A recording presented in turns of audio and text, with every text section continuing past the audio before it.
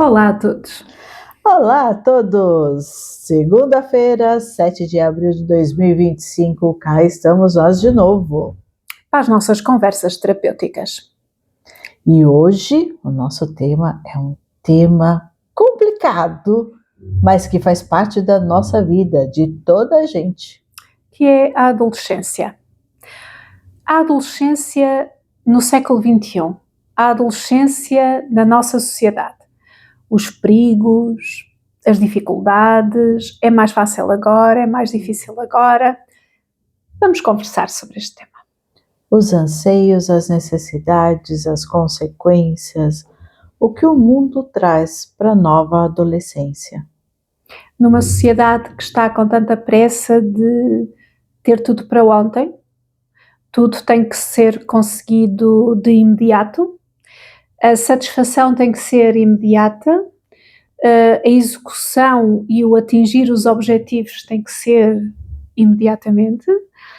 Numa sociedade com esta pressão tão grande, como é que os adolescentes que ainda estão a desenvolver a sua personalidade, ainda estão a tentar descobrir quem realmente eles são, o que pretendem para si mesmos, como é que eles conseguem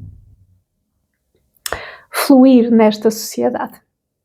Os grandes conflitos gerados, atenção, sempre foram gerados com as diferenças das idades, com as diferenças culturais.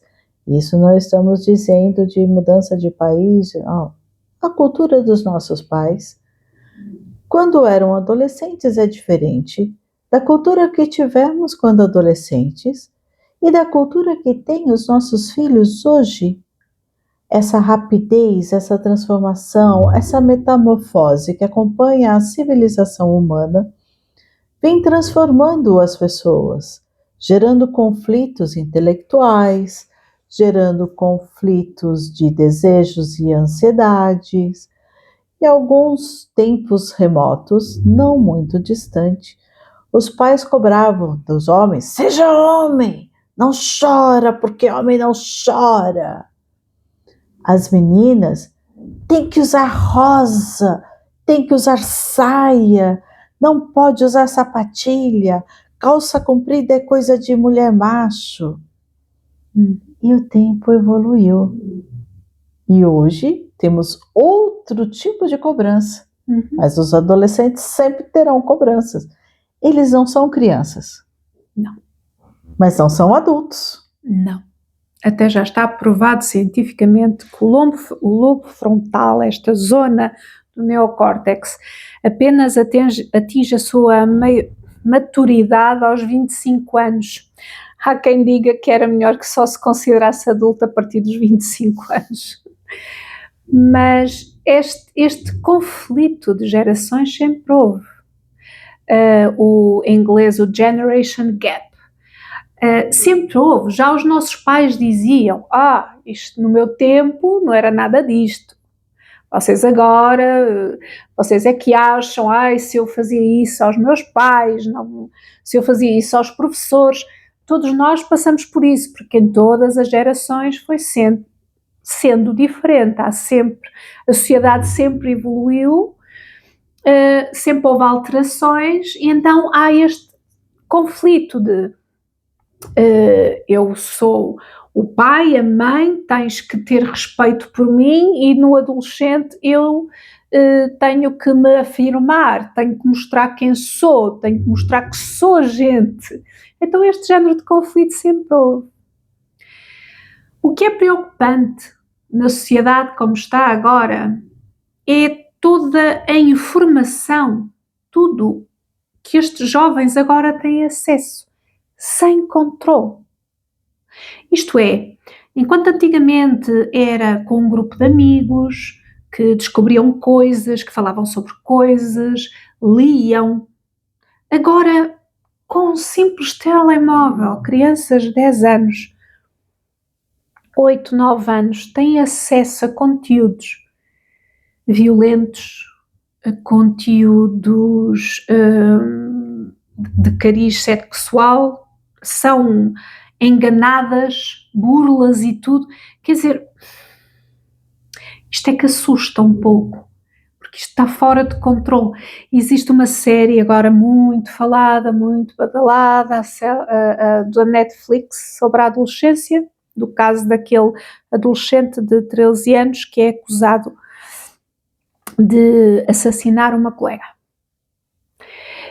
Mas o mais interessante nessa série é... mais interessante, pronto, que também focam muito nos pais nem sequer terem a noção do que se passava com o filho. Para eles o filho era uma família perfeitamente normal, eles não eram propriamente negligentes nem nada, eles achavam que eram uns bons pais, mas eles perderam o controle disto, perderam o controle da informação a que o filho tinha acesso, até que chegou a este extremo daqueles grupos de faz estas coisas, faz estes jogos, este desafio, e os pais não estando atentos e dando esta liberdade total com o telemóvel, com o computador, este acesso descontrolado a toda a informação que existe na net, isto é que é assustador, mesmo assustador. Quando se vê, como aquele caso aqui em Portugal, que uma rapariga de 16 anos foi violada por 3 rapazes entre os 17 e os 19, se não estou enganada, 3 influencers que a atraíram e chamaram para eles num encontro por serem influencers cheios de seguidores. Ela foi porque eles eram conhecidos e achou-se segura, porque eles tinham tantos seguidores, foi ter com eles, foi violada pelos 3, foi filmada e o filme foi partilhado.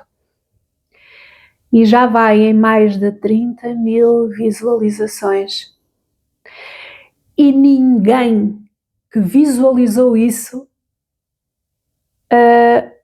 fez queixa na polícia ou denunciou na rede social, porque existe aquilo, bloquear por conteúdos sexuais, de menor, qualquer coisa, existe isso. Ninguém. Isto é assustador. Isto é assustador. O que é que passa pela cabeça das pessoas que estão a ver um vídeo daqueles? É uma brincadeira? É uma montagem? Isso não é verdade? É uma coisa, não sei, não. A mim choca-me, porque o vídeo já foi tirado da fonte, não é? De quem o publicou a primeira vez, mas continua a circular. E continua a circular e continua a ser visto e não há denúncias do vídeo. E isto é assustador. E esta internet, são estas redes sociais, e é este tipo de coisas que estão aí a circular e que os nossos filhos têm acesso. Sem filtro. Sem controle nenhum. O problema é que a nossa sociedade no geral, e isso eu digo grosso, não estou dizendo individualmente nem dando nomes, mas a sociedade encaminha os nossos adolescentes cada vez mais para isso.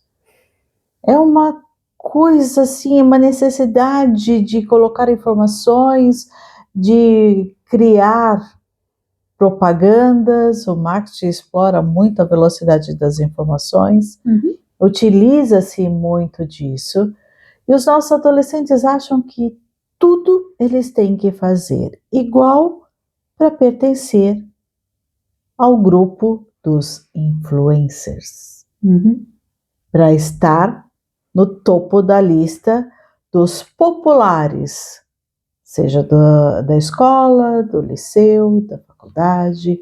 Eles querem sempre pertencer à mídia popular. E a nossa internet tem feito isso.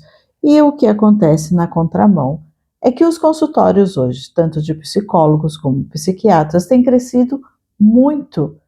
E tem se estudado muito especializações em adolescentes. A quantidade de adolescentes hoje que partem por um processo de ansiedade e depressão e que estão tomando os famosos medicamentos controlados. Antigamente você não ouvia falar que adolescente tomava isso, era muito raro. Era um caso que já tinha um problema de epilepsia, coisas assim que a gente ouvia falar, que tomava esses medicamentos controlados, ou de tarja preta, que nós falamos muito no Brasil. Hoje não. Hoje qualquer miúdo aí de 9, 10, 11, 12 anos está tomando ansiolítico. Até que ponto, mas dá que pensar até que ponto é a facilidade com que é diagnosticada alguma coisa, ou então a solução passa por uma coisa rápida e que dê frutos logo, que é os comprimidos. Até que ponto é isso, essa facilidade e essa... Será que não seria às vezes uma terceirização? Pois, vamos dar um ansiolítico, ele vai ficar calminho, nosso adolescente. dá menos trabalho. Fica mais calmo e não se tentar descobrir qual o real problema, porque estar a tratar o real problema, estar a descobrir o que é que desencadeou isso e estar a desmontar isso, dá trabalho e não é uma coisa que seja de um dia para o outro. Eu compreendo e não sou absolutamente contra a medicação. Eu só acho que a medicação tem que ser acompanhada como terapia, porque medicação, em alguns casos, pode ser necessária para parar e para prevenir determinadas situações, mas depois tem que ser acompanhada com uma psicoterapia para acompanhar o processo, para descobrir o porquê que as coisas acontecem, desmontar isso, fazer terapia relativamente a esse problema, para assim se poder diminuir e retirar a medicação. Porque eu não sou totalmente contra a medicação, tem que haver um acompanhamento, não é dar medicação e pronto, está resolvido o problema. Não é isso. E depois pode ser isso como pode ser, mas porquê é que há tantas crianças agora com esta agitação? Porquê é que há tantas crianças agora ansiosas? Porquê é que há tantas crianças agora em que é diagnosticado? Será que isso também não parte da terceirização? O miúdo está chorando ali no carrinho, nós estamos conversando, dá o telemóvel para ele. Mas isso provoca ansiedade à criança. Aí você vê o bebezito que vai com o dedinho.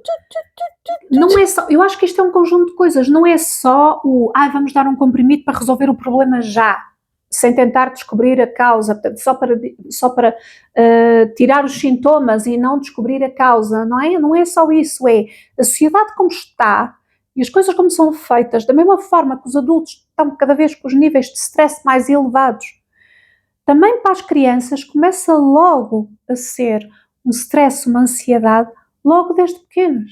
Mas os adultos estressados logo enorme desde... não trazem essas crianças estressadas dentro de si? Sim. É assim, no meu tempo não havia sequer, mas fala assim, no meu tempo o meu stress de adolescente era diferente, não havia isto, o primeiro telemóvel que eu tive, quando começou a aparecer, eu estava na faculdade, ou não é? É diferente, muito menos havia mensagens, é fantástico, conseguimos mandar mensagens uns aos outros, a internet era tudo muito ainda, pelo menos cá em Portugal, muito... Pronto, era uma coisa que era empresas e tal, mas assim entre jovens, só quando começou a aparecer mais, ficar mais divulgado o Facebook e assim, foi com o Facebook que avançou um pouco mais, mesmo assim não era coisa que causasse assim tanta dependência e tanta necessidade de estar sempre a ver. Eu acho que é isso, é assim, agora as coisas como estão, as redes sociais como estão, a liberdade que há, os YouTubes, toda a liberdade que há na internet, é bom por um lado porque há todo um conhecimento lá, mas a parte obscura disto tudo é assustador, que não há controle, não há controle. E as crianças começam a ficar com muito menos sensibilidade, do género... Eu no outro dia apanhei-me virada para o meu filho a dizer: olha, tu no outro dia falaste comigo sobre o bullying, que é feio. Eu próprio a falar comigo, feio, tem 10 anos, é feio, o bullying não se faz e não sei o quê.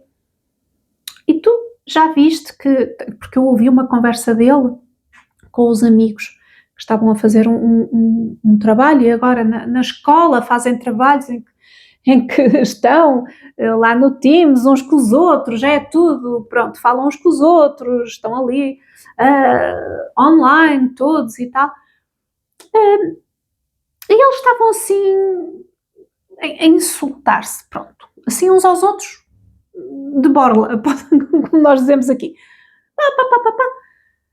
E uns começaram-se a rir, o outro começou a ficar chateado, e depois disse assim, olha, e não achas que isso também foi assim um bocadinho de bullying? O que tu e os teus colegas estavam a fazer, ou não sei quantos, que ele já estava a ficar chateado e não sei o quê. E ele ficou assim a olhar para mim e disse, mas isso é o que nós costumamos ver lá nas coisas do YouTube. Não tem mal, porque é o que nós vemos no YouTube. E eu... Tu foste ver o YouTube aonde? É assustador. E ele disse, lá está, por muito, nós temos que estar mesmo atentos com os nossos filhos, porque nós até podemos controlar tudo. Podemos lhe dar um telemóvel e pôr as restrições todas e mais algumas, não tem acesso ao YouTube, não tem acesso a isto, não tem acesso àquilo, só pode fazer chamada. Mas eles depois vão para a escola e os outros têm a liberdade. Os outros colegas têm a liberdade. Então eles não veem nas coisas deles, veem nos outros. Porque os outros pais não querem saber. Ai, sim, vê TikTok com 8, 9, 10 anos. Sim. À vontade, sem filtro nenhum. Sim, tem conta de Instagram. Aldraba a tua idade. Os próprios pais vão lá e aldrabam a idade para os miúdos poderem ter uma conta de Insta, que é para eles trocarem assim. Isto é, será que é mais fácil agora criar adolescentes, crianças e adolescentes na sociedade como está? Não acho. Sinceramente, não acho. Não é fácil ser-se pai numa altura destas. Não é. Porque parece que temos que ter 7 olhos e mais um.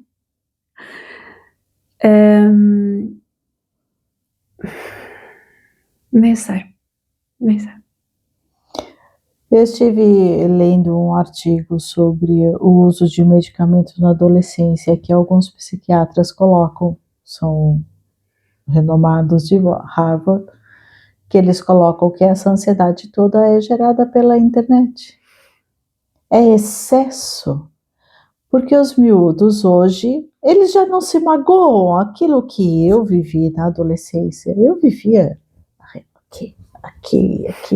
Os meus filhos viviam tudo roxinho, eles não vivem mais isso. E às vezes qualquer tombinho que cai, já quebra. É um drama. Não aconteceu nada, mas quebrou. É igual cristal. E eles não têm mais esse contato. Eles não têm contato com jogar uma bola com os amigos, porque eles ficam ali, é no telemóvel, é no computador, é Minecraft. Eles têm Minecraft na escola, nas aulas de técnicas de informática e computação. Têm jogos lá. Até na escola já, na própria disciplina põem isso. É aterrador. Se nós pensarmos, no meu tempo eu saía, vinha da escola, fazia os trabalhos de casa o mais rápido possível, que era para ir lá para fora, e depois era ouvir as mães todas à janela, não sei quantos, vem jantar, e nós ficávamos na rua a cair, a tropeçar, a rebolar na terra, a brincar uns com os outros, em contacto com a natureza, ou com o ar livre, ou com aquelas brincadeiras de grupo, que agora não há. Tudo bem, a segurança, é verdade. Eu não consigo pôr os meus filhos sozinhos até às 8 da noite, antes de virem jantar sozinhos na rua a brincar, impensável agora por questões de segurança. A sociedade mudou, as coisas mudaram, tornou-se mais difícil, mas custa-me sabendo perfeitamente que nós, seres humanos, biologicamente ainda não evoluímos o suficiente para estas alterações todas. Nós demoramos milhares de anos a ficar como somos, que é a máquina perfeita e sobrevivente a um ambiente Totalmente hostil. que era no tempo das cavernas, mas não havia nada disto. E nós evoluímos para o Homo sapiens sapiens. Biologicamente, nós continuamos igual ao Homo sapiens sapiens, nós não mudamos nada. Nós demorámos milhares de anos para chegarmos a esta máquina, para nos adaptarmos ao meio ambiente que era na altura. E de repente, o nosso meio ambiente mudou. Então, no último século, desde a Revolução Industrial, foi uma loucura. Então, o nosso corpo ainda não se adaptou. Se nós demorarmos milhares de anos a conseguirmos chegar ao Homo sapiens sapiens, a misturarmos com o Homo de Neandertal, para chegarmos a este ponto aqui, e agora como é que num século, não é? Vamos conseguir mudar biologicamente tudo para nos habituarmos a esta loucura que é agora. Essa loucura, este ambiente literalmente. Que é agora. Por isso sim o nosso corpo reage, por isso sim ficamos ansiosos, por isso sim ficamos deprimidos, por isso sim as nossas crianças estão a sofrer cada vez mais. E por isso é que a maior parte das pessoas, quando para um bocadinho e vai para o pé da natureza, sente um relaxamento e uma conexão e uma pertença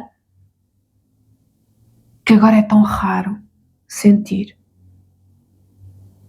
Porque o nosso corpo anseia, porque o nosso corpo foi feito para estar na natureza, não neste cimento todo, não em internet e coisas virtuais. Biologicamente nós não estamos preparados por isso, por isso sim, o corpo reage, o corpo sente e o corpo reage com ansiedade. O que é ansiedade? É o isso e como, é um constante estado de alerta, porque parece que nós estamos constantemente em perigo, nós nunca estamos em paz, em harmonia, nós estamos constantemente em perigo. Então vamos imaginar agora as nossas crianças e os nossos adolescentes, que ainda se estão a construir, que ainda estão a perceber o que é que são estas coisas externas todas, não é? Ainda estão a construir as suas próprias camadas protetoras, estão-se a construir no meio deste caos. Além da ansiedade, da depressão, que são consequências disso, nós também observamos cada vez mais a deficiência auditiva causada pelos auscultadores, muito tempo, muito alto, e o tempo na frente do ecrã. Cada vez mais as visões estão sendo prejudicadas. Mas atenção, que isso está começando a afetar essa geração e vai afetar as gerações futuras. Uhum. Assim como os homens de Neandertal tinham a parte da boca, o maxilar era mais forte, mais para frente, porque eles comiam carne crua, era aquele movimento de puxar. Hoje, a nossa comida praticamente nem precisa mastigar. Então, isso daqui mudou ao longo dos anos. Nosso maxilar diminuiu. As necessidades fisiológicas foram se adaptando à nova realidade. Isso quer dizer que essa nossa adolescência que está passando por tudo isso vai mudar as gerações futuras. Porque essas crianças que hoje estão cansadas, que hoje estão estressadas, que não conseguem vislumbrar um futuro além de amanhã, serão os adultos de amanhã. Que já virão cansados, estressados, com dificuldades visual, auditiva, anatômica, porque passa muito tempo aqui, então isso acaba forçando, ok? São consequências de uma evolução, positiva ou não, é uma evolução fisiológica. Agora, tornar essa evolução positiva é responsabilidade nossa hoje, porque hoje somos reflexo também do adolescente e da criança que fomos no passado. Hoje se ouve muito falar que todo adulto triste tem uma criança ferida. Todo adulto depressivo tem uma criança que chora. Então, o tempo passa e nem sempre as feridas se curam, porque se elas não forem tratadas, é como aquela casquinha que fica por cima. Quando você vai fazer uma cirurgia, por exemplo, abdominal, o médico diz para você, olha, 7 dias depois da cirurgia, tá sequinho, tá perfeito. Mas não faça força, não pegue peso, porque por dentro leva muito mais tempo para cicatrizar. Isso fisiologicamente. Agora, em termos de emoção, de sentimento, pode levar uma vida toda e não ser curado. Porque se você não tratar a ferida, criada muitas vezes até nos próprios pais que têm aquela criança ferida, e acabam dando liberdade demais para os filhos para não ferir.